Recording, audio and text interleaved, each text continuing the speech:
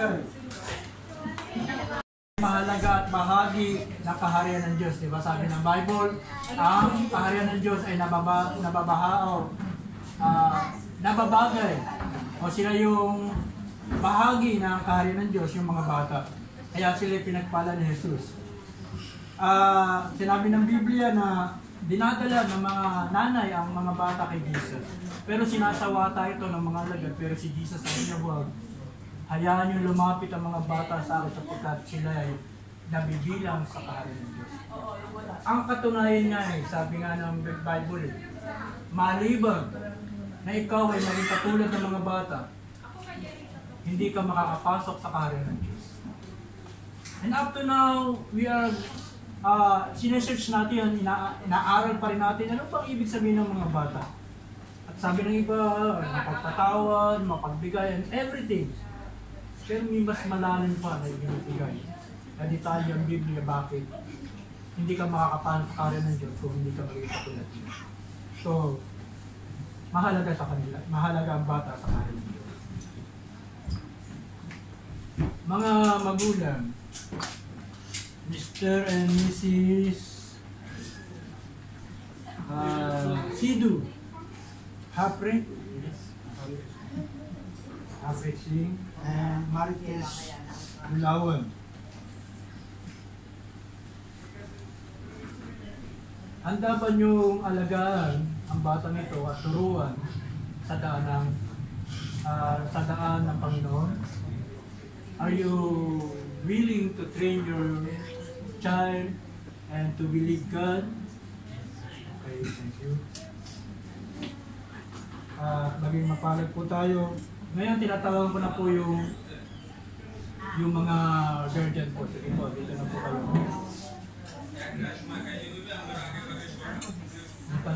Sumuporta at tumulong sa pamilyang ito upang sila upang ang kanilang anak ay maging maayos at magkaroon ng pagtitiwala sa Diyos, maunawaan ang salita ng Diyos ng batang ito. Are you willing? Yes, Pastor. Amen. Okay, at pagpe-pray ko muna yung parents. At ang mga family. Panginoon, sa mga oras na ito, nais ko pong dalangin sa iyo, Lord. Katulad sila, Panginoon, Martes, katulad ni Hana na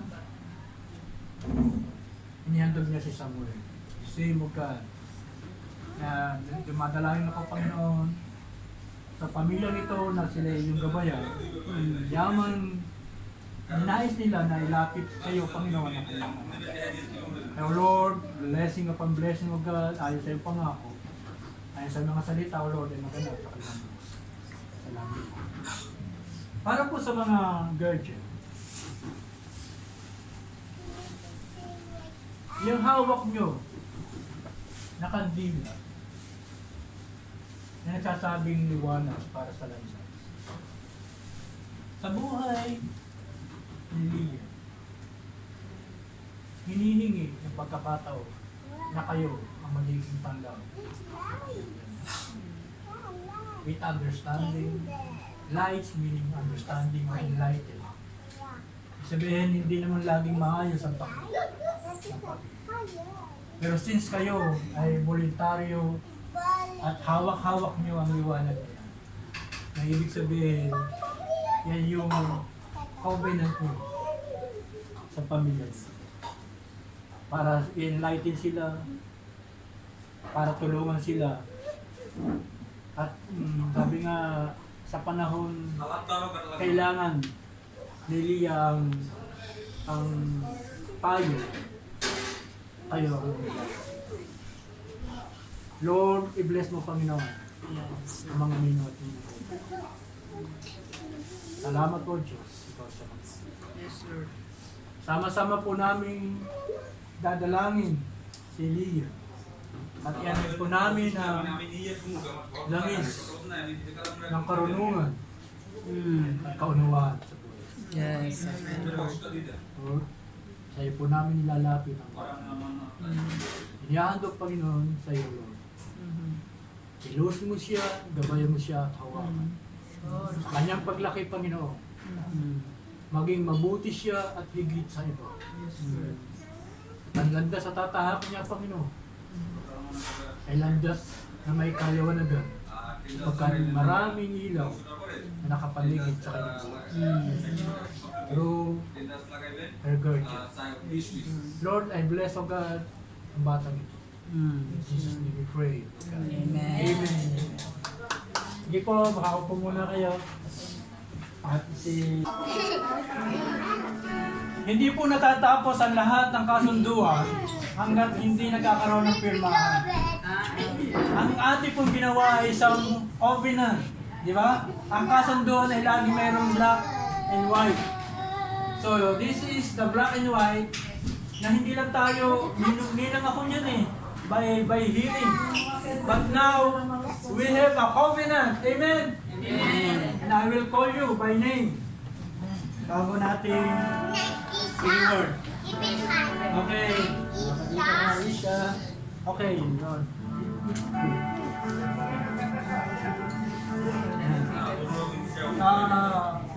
Kayong tatlong witness. Okay, sino-sino unahin natin? Siguro, ikaw na kayo, volunteer na lang kayo. Isa.